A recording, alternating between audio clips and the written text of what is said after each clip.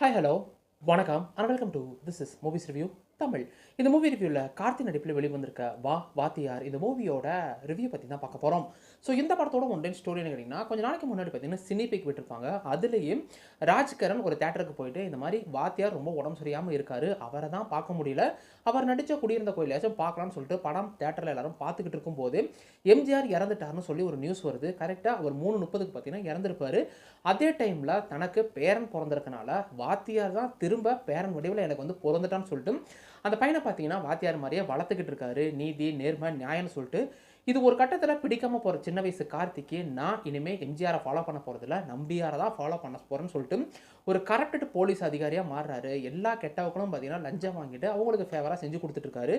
இது ஒரு கட்டத்தில் ராஜகிரனுக்கு தெரிய வர இதுக்கப்புறம் இந்த கதையில் என்னதான் நடந்துச்சு, கரப்டடாக இருக்க கார்த்திக் திருந்தினாரா, இல்லை இதற்கிடையில் ராஜகிரனுக்கும் அவருக்கும் என்னென்ன மாதிரியான பிரச்சனைகள் வந்துச்சு, வாத்தியார் இதற்கிடையில் என்ன பண்ணாருன்றது தான் இந்த படத்தோட கதையே. இந்த படத்தோட சினிபிக் பார்த்தீங்கன்னா கொஞ்ச நாளைக்கு முன்னாடி ரிலீஸ் ஆனிச்சு. அந்த சினிபிக் பார்க்கும்போது பரவாயில்ல, ஒரு வித்தியாசமான அட்டம்ப்ட், எம்ஜிஆரை வச்சு ஒரு புதுமையான ஒரு ஸ்டோரி சொல்ல போகிறாங்கன்னு சொல்லி தான் இந்த படத்தை ஹைப்பாக போய் பார்த்தேன். படம் பார்த்தீங்கன்னா 2 மணி நேரம் தான். அதுவே இந்த படத்துக்கு மிகப்பெரிய ப்ளஸ் பாயிண்ட்டாக அமைஞ்சு போச்சு. ஏன்னா 2 மணி நேரத்துக்கு மேலே இந்த படத்தை எழுதிருந்தாங்கன்னா எந்த அளவுக்கு இருந்திருக்குன்னு தெரில. படம் ஃபஸ்ட் ஹாஃப் பார்த்தீங்கன்னா அப்படி இப்படின்னு தேத்தி கொண்டு போயிட்டாங்க. படத்தோட ஃபஸ்ட் ஹாஃப்லாம் பார்த்தீங்கன்னா பெருசாக சுவாரஸ்யம் எதுவுமே இல்லை. அந்த சினிபிக்கில் காட்டின அந்த விஷயமா இருக்கட்டும், இடையில ராஜகிரன் பார்த்தீங்கன்னா இறந்துருவார்.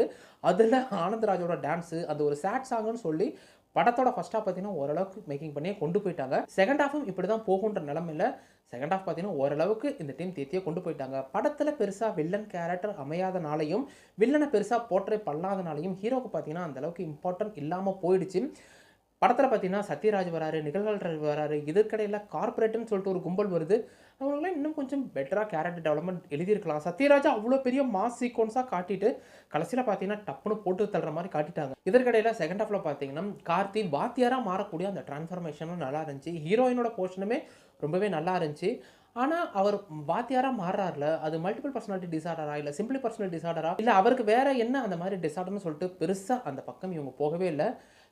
தப்பு நடக்கும்போது வாத்தியார் எட்டி பார்க்குறாரு, எதிரிகளை பார்த்தீங்கன்னா அடித்து துவம்சம் பண்ணுறாருன்ற அந்த மெயின் கான்செப்டே வச்சே போயிட்டனால அது இன்னும் கொஞ்சம் அந்த போர்ஷனை எஸ்டாப்ளிஷ் பண்ணியிருக்கலாம். ஸோ பெருசாக ஹைப்போடையும் பெருசாக எதிர்பார்த்தும் இந்த படத்துக்கு போகாதீங்க. பொழுதுபோக்கலன்னா கண்டிப்பாக இந்த படத்தை வாட்ச் பண்ணி பாருங்கள். ஃபஸ்ட் ஹாஃப் போர் அடித்தா கூட செகண்ட் ஹாஃப் பார்த்தீங்கன்னா ஓரளவுக்கு நீட்டாகவே இருக்குது.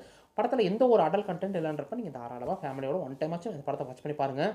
மொத்தத்தில் இந்த வாத்தியார் எப்படி இருக்குன்னு கேட்டிங்கன்னா, ஸ்னீப்பிக்கை பார்த்து ஒரு புதுசாக ஒரு அட்டம்ப்ட் இந்த டீம் பண்ணியிருக்கு. அதுவும் நலன் குமாரசாமி உள்ளே இருக்காரு அப்படின்றப்ப, அதுவும் வாத்தியாரை வச்சு அவருக்கு ட்ரிபியூட் கொடுக்குற விதமாக ஒரு விஷயம் பண்ணுறாங்கன்றப்ப இந்த படத்துக்கு உண்டான ஹைப் கொஞ்சமாச்சும் எனக்கு இருந்துச்சுங்க.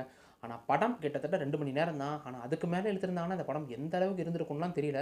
ஃபஸ்ட் ஹாஃப்லாம் பார்த்தீங்கன்னா ரொம்பவே பொறுமையை சோதிச்சு வச்சுட்டாங்க. ஃபஸ்ட் ஹாஃபில் எதை நோக்கி இந்த கதைக்களம் போகுது, என்ன தான் சொல்ல வராங்க, வில்லனுக்கு என்ன தான் மோட்டிவ் அப்படின்னு சொல்லிட்டு பெருசாக எதையுமே காட்டலை.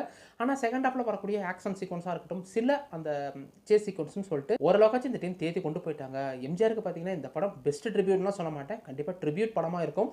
ஆனந்தராஜோட பர்ஃபார்மன்ஸ்லாம் பார்த்தீங்கன்னா டாப் நாச்சாக இருந்துச்சு. ஆனந்தராஜும் ராஜ்கரனும் இல்லைனா இந்த படம் இன்னுமே எந்த அளவுக்கு வந்துட போகுதுன்னு தெரியல. ஸோ கொடுத்துறவெல்லாம் எல்லாமே நீட்டாக பண்ணியிருக்காங்க. பெரிய எக்ஸ்பெக்டேஷன்ஸோடலாம் போய் படத்தை பார்க்காதீங்க. பொழுது போகலாம் கண்டிப்பாக ஒன் டைம் ஆச்சும் வாட்ச் பண்ணி பாருங்கள். படத்தில் பெருசாக அடல் கண்டென்ட் இல்லைனாலும் மெத்தரிக்கக்கூடிய சில சீக்வன்ஸ் இருக்குது. இதை மட்டும் மைண்டில் வச்சுட்டு பாருங்கள். நீங்கள் கொடுக்கக்கூடிய அந்த 2 மணி நேரத்துக்கு ஓரளவு உங்களை என்டர்டைன்மெண்ட் பண்ணுறதுல எந்த ஒரு சந்தேகமும் இல்லை. இந்த வீடியோ பிடிச்சிருந்தா வீடியோக்கு ஒரு லைக் கொடுத்துருங்க. அப்படியே சப்ஸ்கிரைப் நடத்திட்டு பக்கத்தில் இருக்க அந்த பெல் ஐக்கானை கிளிக் பண்ணிக்கங்க. இன்னொரு பார்க்குறேன். அது வரைக்கும் என்ன, கீப் வாட்சிங், keep supporting, subscribe to movies review Tamil.